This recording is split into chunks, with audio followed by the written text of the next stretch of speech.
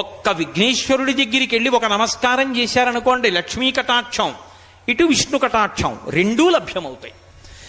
అటువంటి అసలు వాళ్ళిద్దరూ వేరుగా ఎప్పుడూ ఉండరు. పార్వతీ పరమేశ్వరులనండి, లక్ష్మీనారాయణులనండి, సీతారాములనండి, ఎప్పుడూ వాళ్ళు ఇద్దరూ ఒకటే అయి ఉంటారు. అనుకల తనుకండాలింగనారంభ శుంభత్ ప్రతిదిశభుజాకా శ్రీ సఖానోకహర్ది స్తననేనగుళుచ్ఛ స్పార పుష్పద్విరేఫా రచయితుమయి లక్ష్మీ కల్పవల్లీ కటాక్షాన్ అంటారు పరాశర భట్టలు శ్రీగుణరత్న కోశంలో. పెద్ద పెద్ద పువ్వులతో ఉన్నటువంటి తీగ ఒక చెట్టుని బాగా అల్లుకున్నప్పుడు ఆ పువ్వులు చెట్టు కాండమనకు ఒత్తుకుంటే ఎలా ఉంటుందో అలా లక్ష్మీదేవి చేత ఆలింగనము చేయబడినటువంటి శ్రీ మహావిష్ణువు నీలతోయత మధ్యస్థ విద్యుల్లేకే భువాస్వర, నీలం నల్లని మబ్బు మీద మెరుపుతీగ ఉంటే ఎలా ఉంటుందో అలా కలిసి ఉంటారు. పార్వతీ పరమేశ్వరులైనా అంతే. సంధ్యారంభ విజృంభితం శృతిశిరస్థానాంతరాధిష్ఠితం